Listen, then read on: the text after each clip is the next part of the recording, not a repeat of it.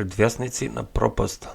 5 злобни надприродни суштества видени пред трагедии низ историјата. Под 1. Човек молец е суштество родено во Поинт Плезант, Западна Вирџинија, која првпат се појави на група мажи кои копаа гроб во 1966 година, што е веќе толку застрашувачки контекст колку што може да посакаш. Тие тврдат дека виделе крилесто суштество налик на човек со светли црвени очи.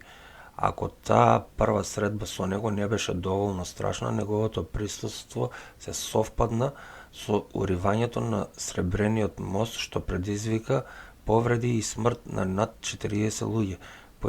По инцидентот беше кажано дека неговото присуство е пророчки по природа, особено за времињата на опасност и пропаст. Неговата моќ е во психата на толку многумина што некои дури тврдат дека виделе слично крилесто суштество како лета околу Чернобил, деновите пред да се случи топењето на реакторот.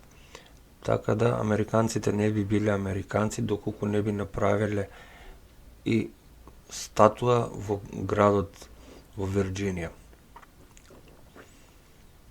Под 2. Црната птица од Чернобил. Зборувајќи за крилести суштества, видувањата на црната птица од Чернобил започнала само неколку месеци пред да се случи катастрофата во Чернобил во 1986 година. Суштеството споделувало многу исти карактеристики како Мотман или човек молец. Хуманоидно, крилесто покриено со темна коса и светли црвени очи. Гледањето на црната птица почнало во деновите што доведоа до инцидентот, кога нуклеарниот реактор експлодира. Спасувачките работници и пилотите кои се бореа со пламените јазици и храбро помогнаа во евакуацијата, раскажаа застрашувачки приказни за огромна црна фигура која летала над уништениот реактор, кружејќи околу црниот шат што се издига од него. Ова беше последен пат кога беше видена црната птица, што доведе некои да шпекулира дека низините мрачни дела конечно се исполнети. Под 3. Сосема веројатно најзлобните од сите предвесници на пропаста на списокот на овие суштества имаат форма на деца и имаат црни очи, додека многумина веруваат дека се појавиле и се појавуваат како гласници од задгробниот живот од раните 1960 години. Извештаите за децата со црни очи редовно се гледаат во и околу Канок Чејс, Англија, во 2015 година. Стана национална вест кога група истражувачи за паранормалност забележаа и фатија на камера наведна црноока девојка на поле во близина во областа. Тие често се пријавуваат дека се гледаат како автостопираат или како возат по страните на патиштата, а понекогаш дури и доаѓаат до влезниот праг на стамбените домови.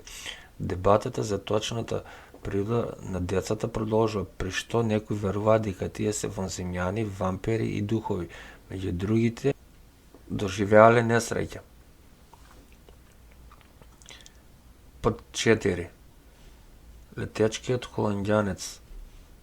Ова е стара поморска легенда која раскажува за брод духови. Летечкиот холандјанец. Легендата може да се проследи од 1790 година кога Џон Макдоналд прв го опишал бродот. Макдоналд тврдел дека летечкиот холандјанец се обидел да направи пристаниште во Кейптаун за време на лошата бура, но бил вратен од лошото време и бил изгубен во морето. Пошто се појавуваат визии на бродот со духови, литературните референци за бродот продолжиле во текот и крајот на 18 век, а видувањата на бродот биле распространети во 19 и 20 век.